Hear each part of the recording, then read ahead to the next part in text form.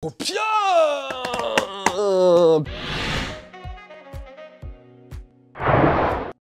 Bonjour, bienvenue dans la BD de la semaine dernière, nouvel épisode, ça sera autour d'un comics cette fois-ci. Un comics, mes amis, qui s'appelle Justice League versus Godzilla versus Kong.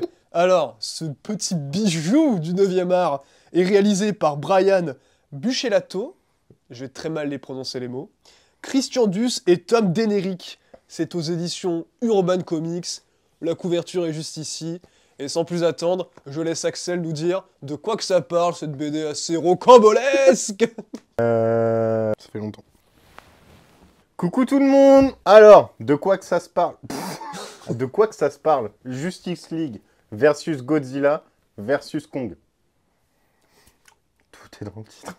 Et j'ai adoré juste parce que tout est dans le titre. Voilà. Il y a Superman qui arrive et Clark Kent qui arrive et qui va demander Lois en mariage.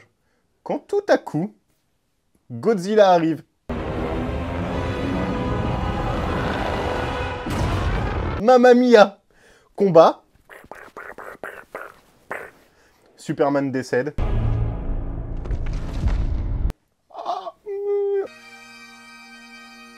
Hop, et là la Justice League elle arrive.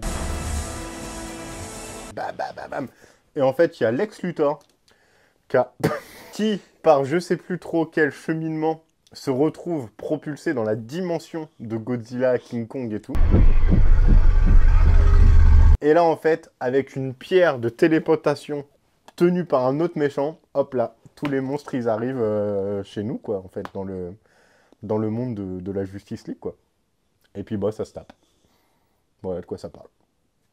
On tourne les épisodes en même temps. Oh, Petit reveal de choses, hein, parce qu'on a un travail. Hein, ça, on le fait avec plaisir avant toute chose, et il est en train de bouger le cadre, du coup. C'est pour ça qu'à chaque fois, on a les normalement, quand on tire sur cette manette, c'est pas censé lever ou baisser. Je sais pas. C'est le truc vraiment en bas, là. Il y a un problème. Tu paniques. Ouais, ouais, c'est plus... C'est pour ça qu'on est sapé tout le temps pareil. Bon, on est sapé de base tout le temps pareil, mais là, c'est voilà. Pas du tout en combat ordinaire, ça. Référence à l'épisode précédent qui est sorti, qui doit se trouver par ici. Axel, pourquoi tu as aimé cet ouvrage de bande dessinée?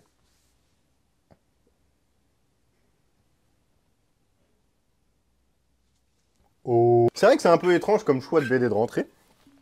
Parce que, en fait, cette BD, moi, je pourrais la mettre dans la catégorie des trucs on sait que c'est pas très bien. Voilà, c'est tout. Mais, quand on le lit, on kiffe de ouf. Et c'est pour ça que moi, j'aime trop l'art, de manière générale. Ça me fait penser un peu à Newport Beach, la série. Bon, bah voilà, je matais ça quand j'étais ado. Je le remate de temps en temps. Oui, c'est nul, mais oui, je kiffe. Et c'est tout. Voilà. Wanted. Avec Angelina Jolie. Bon, bah moi j'ai adoré. Est-ce que c'est bien? Je suppose que non, mais j'ai quand même adoré. Et dans cette BD, c'est exactement la même chose. Une BD un peu popcorn. Ça se prend pas la tête. Si vous aimez les gros monstres, il y a du King Kong, il y a du Godzilla, il y a peut-être du mecha qui arrive à un moment, mais hop là, voilà, juste du kiff. Des super-héros en costume, des gros monstres, de la bagarre, que ça. Et une histoire qui se conclut à la fin. Voilà. Merci à toi pour ton avis éclairé sur la question. Avant que tu t'en ailles, la petite question commentaire comme à l'accoutumée. Si tu étais un combat un peu foufou, qui tu mettrais dedans là? T'as un saladier, t'as 3 noms, Pape, Pope, Pape, et tu nous crées un combat un peu rocambolesque. Vas-y, dis-nous. Alors, le groupuscule, je mets les barbes à papa. En monstre, je mets Casimir. Et en deuxième monstre, je mets Oz. Et je veux que Oz, il les défonce tous. Parce que les barbes à papa, ils me faisaient peur quand j'étais petit. Et Casimir, je le déteste. Du coup, je veux que Oz, il leur nie. Voilà. Donc, barbe à papa versus Casimir versus Oz. Merci à toutes et tous d'avoir regardé cette vidéo. Et n'hésitez pas à vous abonner, à partager. On se retrouve dans 2 semaines prochaines. On baisse pas le rythme, on est là, fringant. Des bisous les amis. Éphéméride.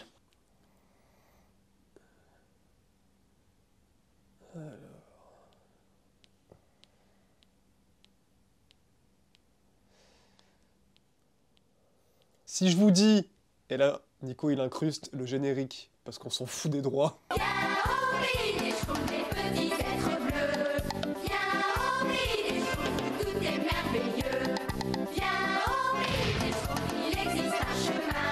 En 1958, c'est la première apparition des Schtroumpfs dans un épisode des Aventures de Joanne et Pierre-Louis, une bande dessinée pour enfants prépubliée dans le journal de Spirou, de la main de Peyo.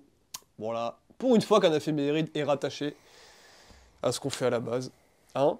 Les Schtroumpfs là.